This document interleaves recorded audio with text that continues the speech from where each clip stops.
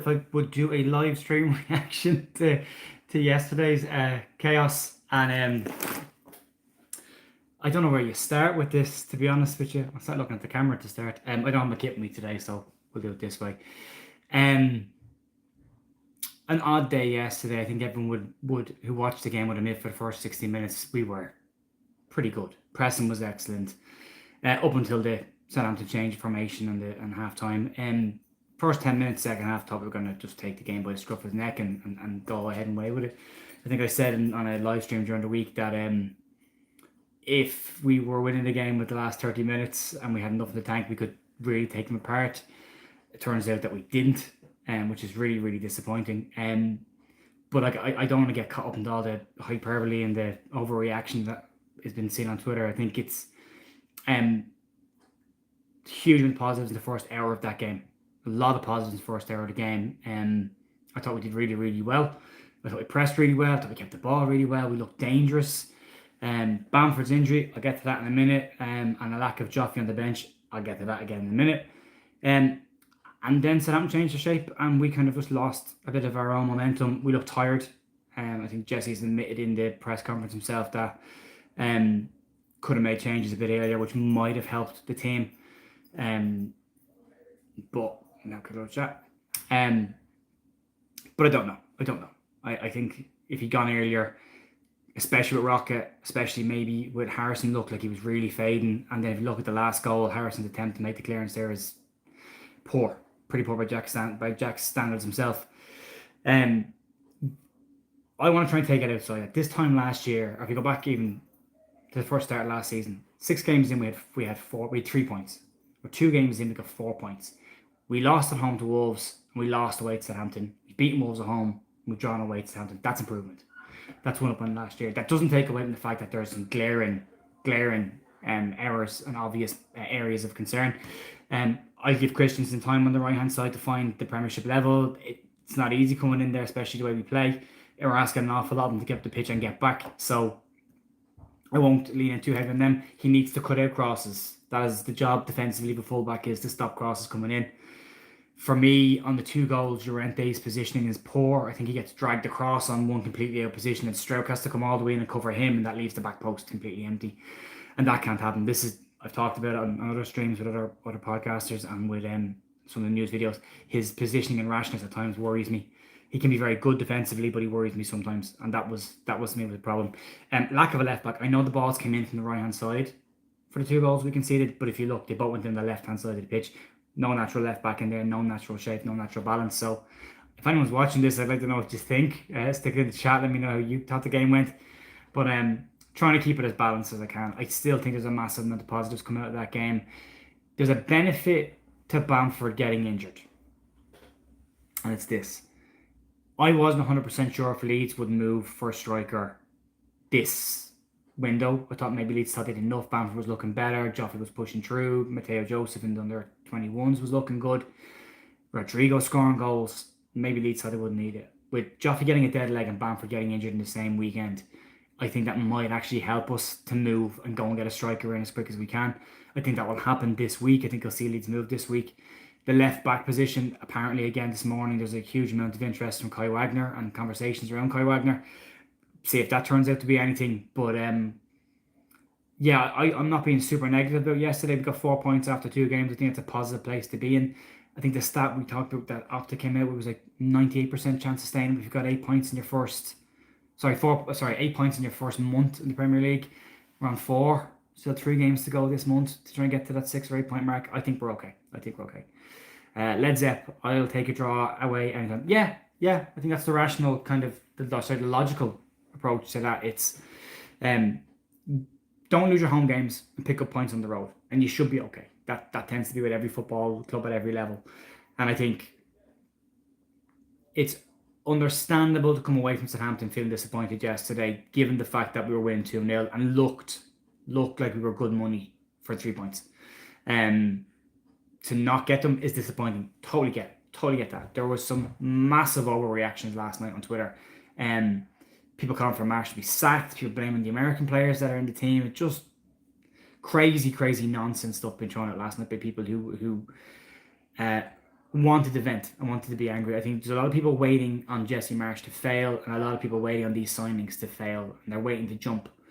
And again, as I said, I want to take the logical, kind of more rational approach to this of going 4 points, 2 games in, not bad, not bad, not bad. I think at the start of the season, if someone had said that to us with Wolves and Southampton the first 2 games, I think we'd have taken it.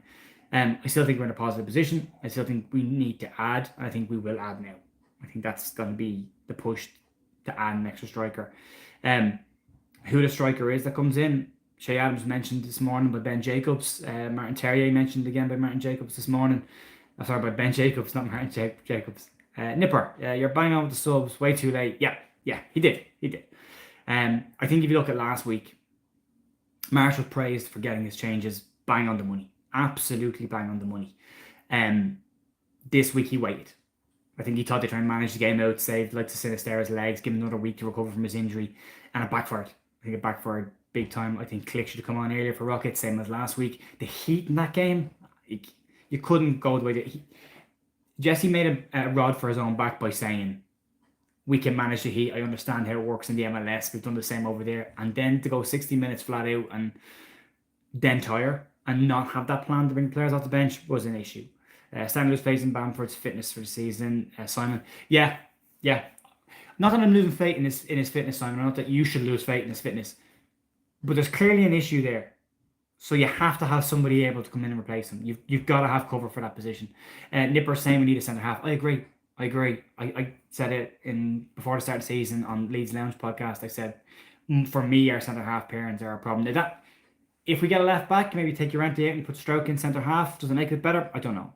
It might be. I'm worried. Yes, but yeah, like I think that's the rational response. You know, there's some areas to be concerned about that were there last year and are there again. There was some stuff we saw in pre-season about counter-attacks and a bit fragile at the back. They were there again yesterday. But it is a better position than last year. From Wolves and Southampton last year, home and Ellen Road for Wolves, away to Southampton, we had 0 points out of those 2 games. We got 4 this year.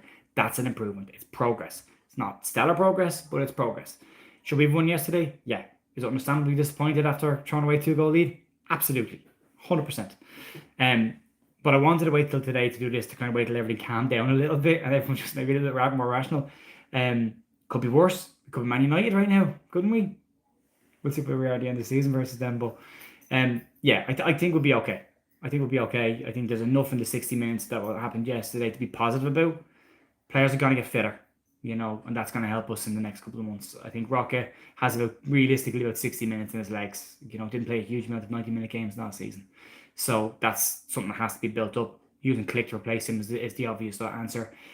Getting a striker in this week is going to be important. I think they will. And getting a left back in as soon as possible. Even if it's just for cover from when Firpo comes back. We need 2 natural left backs. Stroke can't be playing out there. For me, outside the crosses coming in from the right-hand side, not having proper cover on the left-hand side cost us yesterday.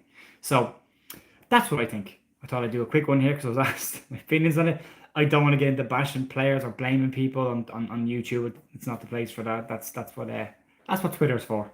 And I don't want to get into it. I think we're in a better place. I feel much more positive about where we are, and even getting 4 points from these 2 games, it's 4 points better off than we were this time last year, and that's a big step. So yeah, that's it. Go. How did everyone else think we went? Anyone want to let me know what you thought? Any opinions? How are you feeling after the 2 games now, or how are you feeling a day after the kind of the initial reaction from yesterday?